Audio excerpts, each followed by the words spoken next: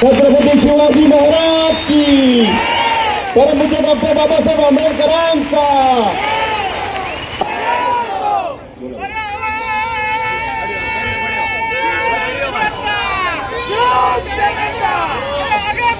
शिवसेना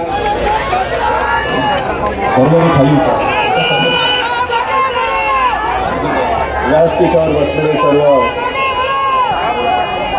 मित्र पक्षाचे सन्माननीय नेते आणि जमलेल्या माझ्या बांधवांनो, बहिणींनो आणि मातांनो,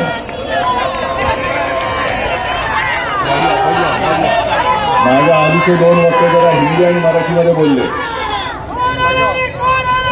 मराठीत बोलले तर समजतं का सगळ्यांना? कळते ना?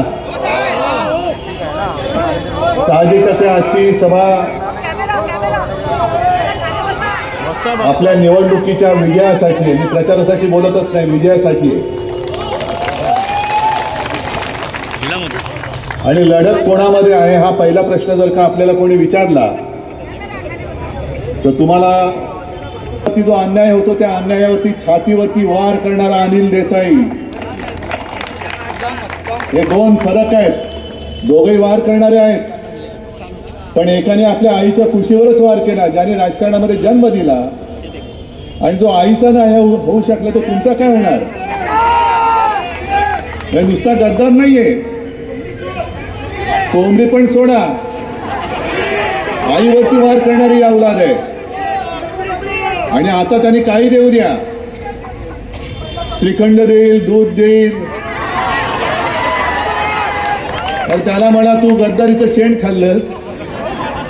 आणि आता भले श्रीखंड वगैरे म्हणजे पहिलं हा उद्योग सुद्धा कसा सुरू केला, कुठून सुरू केला ते सुद्धा खणून काढावं लागेल. पण त्याच्यामध्ये मी काय जाऊ इच्छित नाही, कारण आपलं सरकार आल्यानंतर ईडी वगैरे आपल्याचकडे येणार आहे, आपल्या हातात. तेव्हा बघू यांचं काय करायचं ते. आजची सभा बऱ्याच दिवसानंतर या परिसरात होते, निदान मी तर या परिसरात बऱ्याच वर्षांनंतर आलोय आपल्याशी संवाद साधायला. निवडणूक तर लोकसभेची आहे आणि रोज पेपरमध्ये बघतोय की कधी न दिसणारे सगळे मोठमोठे दिल्लीवाले महाराष्ट्राच्या फेऱ्या घालायला लागलेत, आता वाऱ्या करायला लागलेत. मोदी येत आहेत, अमित शहा येत आहेत आणि येऊन जाऊन आपल्यावरती बोलून जात आहेत. परत म्हणजे इकडे घ्यायचंच नाही आता. सगळ्यात म्हणजे काय यांची वृत्ती आहे बघा, ज्या शिवसेनेने म्हणजे आपण सगळ्यांनी गेल्या वेळेला काँग्रेस राष्ट्रवादी आपल्या विरुद्ध होते आणि आपण मूर्खासारखे यांना पंतप्रधान करायचं म्हणून महाराष्ट्र पिंजून काढत होतो. ज्या शिवसेनेने, शिवसेना प्रमुखांच्या शिवसेनेने मोदी पंतप्रधान व्हावेत म्हणून अपार कष्ट घेतले, शिवसेनेसोबत भाजपाचे सुद्धा लोक आम्ही निवडून आणली, तुम्हाला तिकडे बसवलं, तुम्ही आम्हाला 14 साली सुद्धा दगा दिलात आणि 19 साली तर दिलाच दिला. आणि आता तर आपल्या शिवसेनेला नकली शिवसेना म्हणतात. ती बघा माझी नकली का असले नाणं खणखणीत आहे. बरं, आज आणखीन एक जरा गंमत झाली. इंडियन एक्सप्रेसमध्ये मी एक मुलाखत दिली आणि मुलाखत त्या महिला होत्या, त्यांनी पत्रकार होत्या, त्यांनी मला विचारलं की तुम्ही जे सांगतायत की 2.5 वर्षाचं ठरलं होतं. म्हटलं ठरलंच होतं. शिवसेना प्रमुखांची खोली मातोश्रीत मी जिथे राहतो तिथे वरती आहे, त्या खोलीत अमित शहा आणि मी दोघं जण बसून ते ठरवलं होतं. आणि मी माझ्या आईवडिलांची शपथ घेतले, तुळजाभवानीची शपथ घेतले. आईवडिलांशिवाय दुसरं दैवत कोणतं? तुळजाभवानीशिवाय आणखीन दैवत कोणतं? छत्रपती शिवाजी महाराज आहेत, बाबासाहेब आहेत. पण देवदेवतांची शपथ घेऊन मी बोललो. आणि मग पुढे मी त्यांना सांगितलं की साधारणतः याच काळामध्ये म्हणजे फेब्रुवारी तो पुलवामाचा हल्ला कधी झाला होता ती तारीख असणार, त्याच अलीकडे पलीकडे अमित शहा आले होते आणि त्यांना मी सांगितलं होतं की 2.5 वर्षाचं. ते म्हणाले ठीक आहे. त्याच्यानंतर 2-3 महिन्यांनी लोकसभा निवडणुका होत्या, त्याच्यानंतर 4-5 महिन्यांनी विधानसभा निवडणुका होत्या. त्या 4-5 महिन्याच्या काळात देवेंद्र मुख्यमंत्री होते. मला म्हणाले की उद्धवजी तुम्ही आदित्यने तोपर्यंत विधानसभा लढवण्याचा निर्णय घेतला होता, आधी लोकसभेच्या वेळेला विधानसभेचा विचारच केला नव्हता. मला देवेंद्र म्हणाले म्हणजे कसा कोपराला गुळ लावतात ते बघा. मला म्हणाले उद्धवजी मी काय करतो, आदित्यला चांगला ग्रूम करतो म्हणजे चांगला तयार करतो, मग 2.5 वर्षानंतर त्याला आपण मुख्यमंत्री करू. म्हटलं अहो काहीतरी त्याच्या डोक्यात घालू नका, लहान आहे तो, त्याला पहिलं आमदार म्हणून तो त्याची कारकीर्द सुरू करतोय, तुम्ही त्याला तयार नक्की करा, पण लगेच मुख्यमंत्रीपद वगैरे डोक्यात काही घालू नका. पण पुढचा प्रश्न माझा असा होता की समजा आदित्यला मुख्यमंत्री करा तुम्ही म्हणताय, तर तुम्ही एवढे ज्येष्ठ नेते या मुलाच्या हाताखाली काम करणार तुम्ही? माझा प्रश्न बरोबर होता का चूक? मग तेव्हा ते म्हणाले की नाही काय 2.5 वर्षानंतर मी वरती जाणार. म्हटलं एवढं लवकर? म्हणजे तसं नाही, म्हणजे मी दिल्लीत जाणार. म्हटलं असं सांगा ना नीट, वरती जाणार म्हणजे काय 2.5 वर्षानंतर वरती जाणार? म्हटलं असं नका करू हो, त्याला वरती जाणार. म्हटलं बरं वर जाऊन काय करणार? त्या पाऊस पडणार? नाही, आपल्याला जरा कसं आहे अर्थ खात्यातलं जरा बरं कळतं, म्हणजे यांना अर्थमंत्री व्हायचं होतं. हे सगळं ठीक आहे, या सगळ्या डिटेलमध्ये मी जात नाही, पण आज ते जे बोलले आज चरफडले, कारण मी त्यांचं बिंग फोडलं. मग चरफडल्यानंतर ते भरकटले, मला भ्रमिष्ठ म्हणाले. ठीक आहे, मी भ्रमिष्ठ आहे की नाही लोक ठरवतील,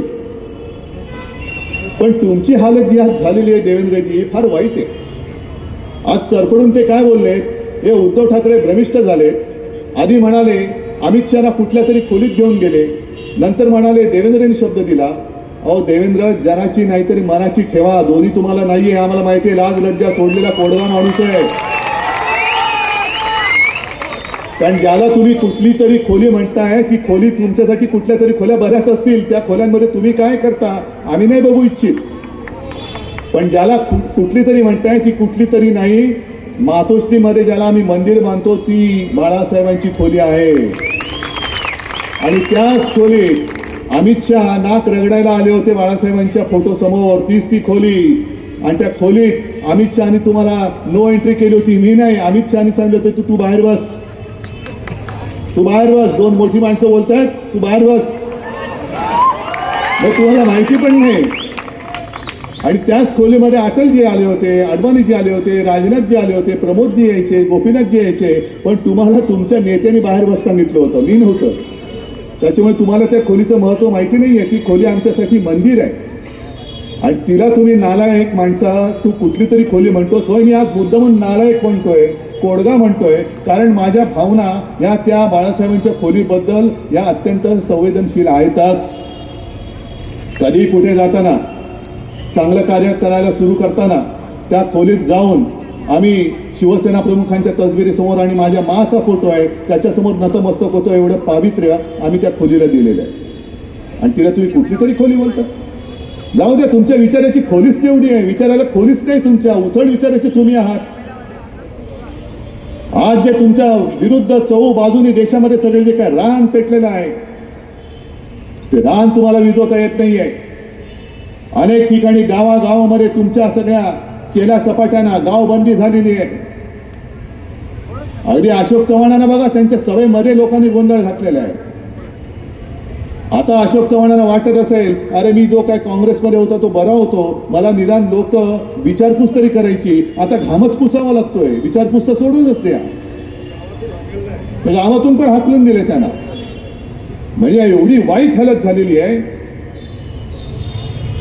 आणि हे मोदीजी जे आता येत आहेत सगळ्यांना, म्हणजे 2014 साली काय तुम्हाला सांगितलं होतं, 19 साली काय सांगितलं होतं, 14 साली सांगितलं होतं 5 वर्षांनी तुमच्या हातामध्ये या गोष्टी असतील, 19 साली सांगितलं आणखीन 5 वर्षांनी असतील. आता 5-10 वर्षाचा हिसाबच नाही, एकदम 2047 साली तुमच्या हातामध्ये बघा काय असेल. 2047 साल कोण बघणार आहे? मोदीजी, मी कोणाचं वाईट चिंतक नाही. मग मी तुम्ही 2047 सांगतो, मी सांगतो 2050 साली बघा मी काय देतो तुम्हाला. काय वाटेल ते बोलायचं, उगाच काहीतरी सांगायचं. तुम्ही आज सगळेजण इकडे आलेला आहात, सगळ्यांना मी घर देणार, देशातल्या 140 कोटी लोकांना मी फुकट धान्य देणार, मी इथून चंद्रावरती रस्ता बांधणार. तुम्हाला तरी पटते? पण 2 वेळेला आपण कसे फसलो? आपण काय विचार केला सगळ्यांनी? समजा मी तुम्हाला सांगितलं मी इथून चंद्रावरती डायरेक्ट तुम्हाला ब्रिज करून देईन. मी सगळ्यांना विचारतो महाविकास आघाडीतल्या तुम्हाला शक्य आहे? भाई शक्य आहे? नाहीये. पण मी सांगतो, मग तुम्ही काय विचार कराल?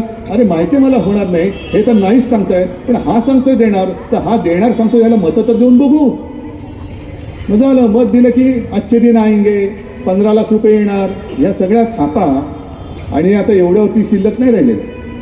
भाई तुम्ही जे बोललात की ही मुंबई अशीच नाही मिळाली, आणि 105 हुतात्मे हे नोंद झालेले हुतात्मे आहेत. पण त्याच काळामध्ये एक परदेशी व्यक्ती, पत्रकार महिला ताया झेंकिन या मुंबईमध्ये आल्या होत्या. त्यांनी एक पुस्तक लिहिलंय, रिपोर्टिंग इंडिया.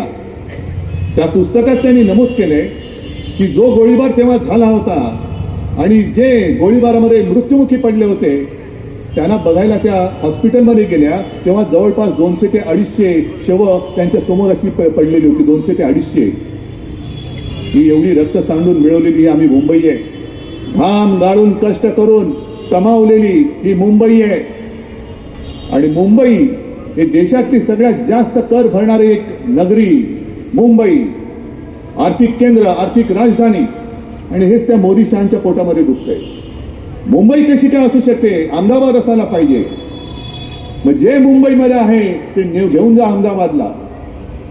हिरे व्यापार घेऊन गेले, इतर अनेक गोष्टी ज्या कर रूपाने आपल्याला महसूल देत होते ते सगळेचे सगळे उद्योग आणि ऑफिस, अगदी सिमेंट पासून त्या अडानीमध्ये कुठली सिमेंटची कंपनी घेतली, ती कंपनी सुद्धा त्यांनी ऑफिस अहमदाबादला, गुजरातला घेऊन गेले.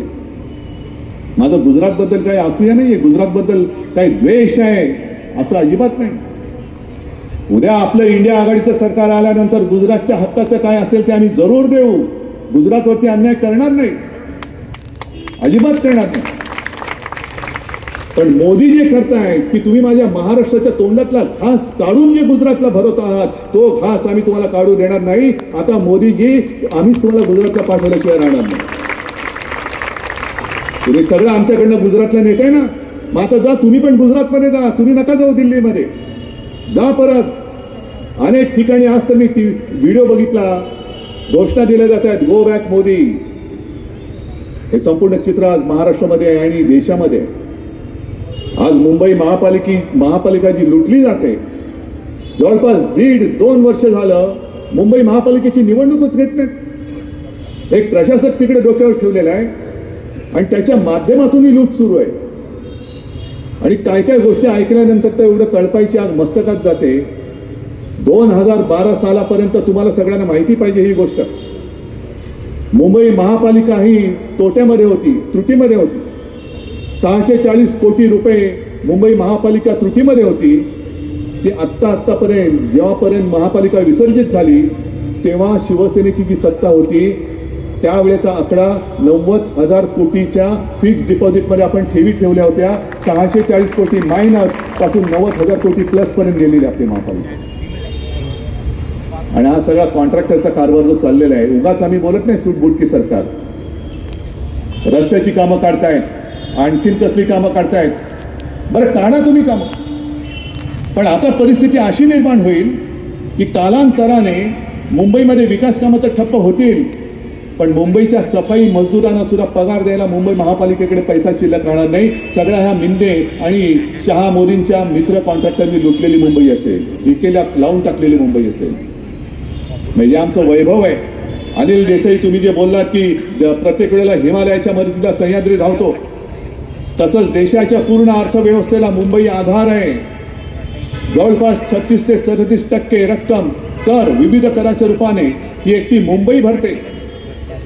तिचं महत्व तुम्ही खतम करता. आज बीएसटीला देण्यासाठी यांच्याकडे पैसे नाही आहेत. बीएसटीच्या कर्मचाऱ्यांना ग्रॅच्युटी द्यायचे, नाही देतात पैसे.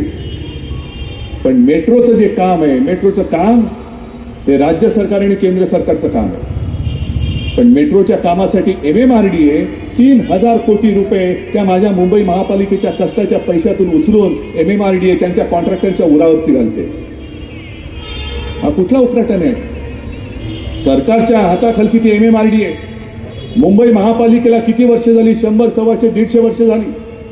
आणि MMRDA आत्ता आली. आणि आता माझं मत असं ठाम झालेलं आहे की जर हे मिंदे सरकार त्यांच्या कॉन्ट्रॅक्टर मित्रासाठी MMRDAच्या माध्यमातून मुंबई महापालिकेची तिजोरी लुटत असेल तर आमचं उद्या जे सरकार येईल ते आल्यानंतर एक तर आम्ही MMRDAच रद्द करू किंवा MMRDAची कार्यकक्षा मुंबई महापालिकेच्या बाहेर टाकून देऊ तिला. तुम्ही माझ्या मुंबईच्या जागा विकतात. मुंबईची जागा जी BKCची होती, आर्थिक केंद्र तिकडे येणार होतं, ती बुलेट ट्रेनच्या घशात घातली. तिकडचा सगळा कारभार जो आहे तो MMRDAकडे. मग तिकडे महापालिकेचं काही चालत नाही, फक्त मंजुरी द्यायची महापालिकेने, कचरा उचलायचा, शौचाचं सगळं सांडपाणी वाहून द्यायचं, सगळ्या सेवा पुरवायच्या. पण अधिकार हे टिकोजीराव, MMRDA आणि त्यांचे ते मित्र, ही मुंबईची पूर्णपणे लूट चाललेली. 3,000 कोटी रुपये आज लुटतायत. आणखीन काही काळ जर राहिले अख्खी मुंबई लुटून टाकतील. आणि प्रत्येक वेळेला दर महिन्याला त्यांची हीच इच्छा आहे की तुम्ही मुंबई मुंबई म्हणता, पगार देण्यासाठी सुद्धा रोज तुम्हाला उठून भिकेचा कटोरा घेऊन आमच्या दारात दिल्लीला उभं राहायला लागेल.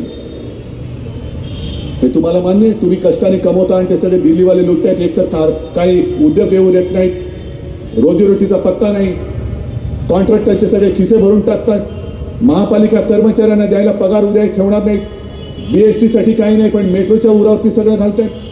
अरे एवढं तर आता कमीच झालं. पण कोविड काळाचा उल्लेख जर तुम्ही केलात, त्या कोविड काळामध्ये घोटाळे झाले म्हणून आपल्या लोकांना बदनाम करतायत. किशोरीताई आलेच का इकडे? किशोरीताई महापौर होत्या, त्यांच्यावरती किती नालायक माणसं आहेत. त्या बॉडी बॅगचा घोटाळा केला. म्हणजे जसा अटलजींच्या सरकारमध्ये जॉर्ज फर्नांडिस यांच्यावरती कारगिलच्या युद्धात शवपेटिकांचा घोटाळा म्हणून बोंबाबोंब झाली होती. त्यातनं काय निघालं नाही निघालं तुम्हाला माहिती आहे. पण आता कोविडच्या काळात मुंबईने जे अतुलनीय काम केलं, त्या कामाला कुठेतरी कलंक लावायचा म्हणून तसा घोटाळा झाला. खिचडीमध्ये घोटाळा, बॉडी बॅगमध्ये घोटाळा. तरी बरं, परवा त्या कोर्टाने असं कानफटवले मिंदे सरकारला, पहिला पुरावा दाखवा, कुठे घोटाळा कुठे झाला दाखवा आणि नंतर या. आता ते बघितल्यानंतर आता आपल्याला कळलं पाहिजे की यांना काय पुरावं की गाढवं या सरकारला, हे तुम्ही ठरवायचं आहे. म्हणजे वाटेल तसं बदनाम करून टाकायचं, कोणाच्याही अंगावरती चिखल उडवायचा, वाटेल ती बदनामी करायची. आणि बदनामी केल्यानंतर घाबरला तर ये माझ्या पक्षामध्ये. हे जसं आत्ता काल परवा पण आपल्याकडनं कोणतरी गेलं तिकडे, हे बदनाम करून टाकायचं. म्हणजे कोविड काळामध्ये एवढं सुंदर काम झालं तरी सुद्धा कोविड काळामध्ये घोटाळ्याने तुम्हाला नालायकाने लाज वाटली पाहिजे. संपूर्ण देशात कुठेही नाही असं फील्ड हॉस्पिटल जे चीनने 15 दिवसात उभारलं होतं, माझ्या मुंबईने 15 दिवसात 17 दिवसात तेही उभारून दाखवलं होतं. तुम्हाला अभिमान होता पाहिजे. अख्ख्या महाराष्ट्रामध्ये कोविडची चाचणी करणारी जी काही केंद्र होती, लॅब होत्या, त्या फक्त 2 का 3 होत्या. त्या आपण वर्षभरामध्ये जवळपास 600-650च्या वरती आपण ती केंद्र घेऊन गेलो होतो. किती काम केलं. अगदी आज सुद्धा मला माहिती आहे, मी विधानसभेमध्ये उत्तर दिलेलं मुख्यमंत्री होतो तेव्हा कोविडची सुरुवात झाली तेव्हा संपूर्ण राज्यात सगळे ऑक्सिजन, व्हेंटिलेटर, साधे बेड हे सगळे मिळून जर बेरीज केली असती तर ती जेमतेम 7-8 हजार होत होती. 7-8 हजार. आणि तुम्हाला समाधान वाटलं पाहिजे की एका वर्षाच्या आत आपण त्याची संख्या 3.5 लाखाच्या वरती गेली होती. 3.5 लाख. एका वेळेला आपण जवळपास 1.25 लाख रुग्णांना ऑक्सिजन देऊ शकू एवढी एक सज्जता आपण केली होती. मला दाखवा दुसऱ्या कोणत्या राज्याने केली होती. मोदीजी, तुम्ही जे म्हणताय गुजरातने तरी केली होती एवढी सज्जता. तुमच्या कोणत्या राज्याने एवढी सज्जता केली होती दाखवा. आणि माझं ते जे काही कौतुक झालं देशातला सर्वोत्तम मुख्यमंत्री म्हणून, हे माझं कौतुक नव्हतं, ते माझ्या जनतेचं आणि माझ्या शासकीय यंत्रणेचं कौतुक होतं. एवढा काही मूर्ख नाही लगेच काहीतरी दुसऱ्याचं श्रेय घ्यायला नाही. जे मी सांगत होतो तुम्ही ऐकत होतात म्हणून आपण मुंबई आणि महाराष्ट्र वाचवू शकलो. पोलीस असतील, अगदी वैद्यकीय सेवा देणारे कर्मचारी असतील, त्यांनी सुद्धा जीवावरती बेतुरे पण आम्ही रुग्ण वाचवणार. आणि अशीच एक रुग्णसेविका पुण्याच्या ससून हॉस्पिटलमध्ये रुग्णाची सेवा करताना कोरोना होऊन तिचं निधन झालं. तिचं नाव अनिता पवार. आपण सरकारने जाहीर केलं होतं, कोविड योद्ध्यांना जर कोविड काळामध्ये कोविडने मृत्यू झाला तर 50 लाख रुपये देऊ. मग ती अनिता पवार, तिचा मृत्यू झाल्यानंतर, कोविडने मृत्यू झाल्यानंतर तिच्या यजमानाने सरकारकडे मागणी केली, याच शिंदे सरकारकडे. नाही म्हणाले, नाही देता येणार. मग ते कोर्टात गेले. कोर्टाने तिकडे पण कान फटवलं आणि कोर्टाने यांना सरकारला विचारलं की तुमच्यात काही संवेदना आहेत की नाही, माणुसकी काय आहे की नाही. तुम्ही कोविड मध्ये ज्यांनी आपले प्राण गमावले त्यांच्या जीवाचं मोल तुम्हाला आहे की नाही. सगळं आणि सगळं फक्त माझ्या कॉन्ट्रॅक्टरसाठी. कोविडमध्ये मेले तर मरू द्या, कोविडमध्ये रुग्णाची सेवा करताना मेले तरी मरू द्या. अशा पद्धतीने हा कारभार चालणार असेल आणि आपल्या डोळ्यात देखत जर का माझ्या महाराष्ट्राचं आणि मुंबईचं वस्त्रहरण होत असेल तर तुम्ही सगळे मर्द नुसतं डोळ्यावरती पट्टी बांधून बघत बसणार. ही गद्दारी झाली ती केवळ शिवसेनेशी, केवळ माझ्याशी नाही झाली, गद्दारी तुमच्याशी पण झालेली आहे. ज्यांनी त्यावेळेला या गद्दारावरती, ज्यांनी आपल्या आईवरती वार केला, राजकीय आईवरती वार केला, शिवसेनेवरती वार केला, त्यांच्यासाठी मेहनत केली होती, त्याला जिंकून आणलं होतं, त्या सगळ्या निष्ठावंत, कडवट आणि मतदारांवरती सुद्धा त्यांनी वार केलेला आहे. त्यांच्या बरोबर त्यांनी गद्दारी केलेली आहे. आणि म्हणून मला असं वाटतं निर्णय काय हा स्पष्ट आहे. तुम्हाला निष्ठावान तुमचा खासदार पाहिजे की गद्दार पाहिजे हे तुम्ही ठरवायचं. निष्ठावान पाहिजे. पण आता आणखी एक गोष्ट आहे, हे जरा दाखवा. कारण आपलं त्यांनी धनुष्यबाण चोरलेलं आहे. आणि मी मागे सुद्धा बोललो की अरे रावणाला शिवधनुष्य पेलता नाही आलं तर गद्दारांना पेलता येणार. गद्दारांच्या हातामध्ये आणि ते सुद्धा थोडा काळ आहे. आणि मशाल द्या, माझ्याच काय सगळ्यांच्या हातामध्ये मशाल द्या. द्या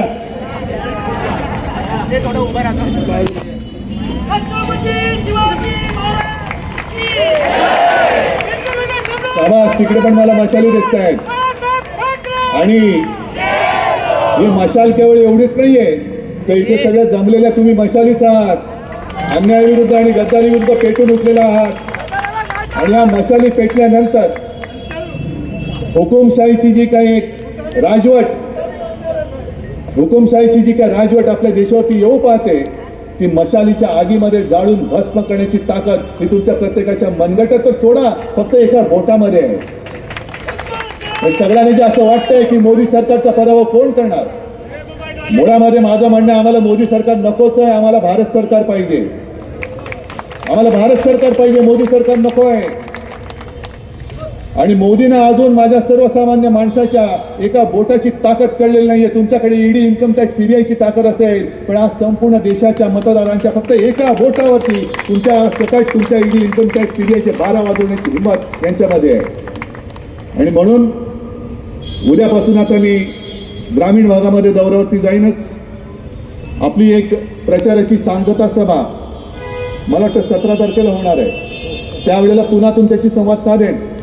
पण तोपर्यंत तुम्ही ही आपल्या या वॉर्डामध्ये आपली मशाल, जिथे जिथे आपल्या मुंबईमध्ये जे जे आपले मित्र पक्ष आहेत त्यांच्या निशाण्या या प्रत्येक कार्यकर्त्यांनी प्रामाणिकपणाने लोकांसमोर घेऊन जायचे आहेत. मग जिथे पूर्ण महाराष्ट्रभर जिथे शिवसेनेची मशाल असेल तिथे शिवसेनेची मशाल, काँग्रेसचा हात असेल तिकडे काँग्रेसचा हात, आणि जिकडे राष्ट्रवादीची ही तुतारी असेल तिकडे तुतारी ही घराघरामध्ये घेऊन जा. हातामध्ये मशाल धरून विजयाची तुतारी, विजयाचा रणशिंग फुंका. जय हिंद, जय महाराष्ट्र, जय भीम.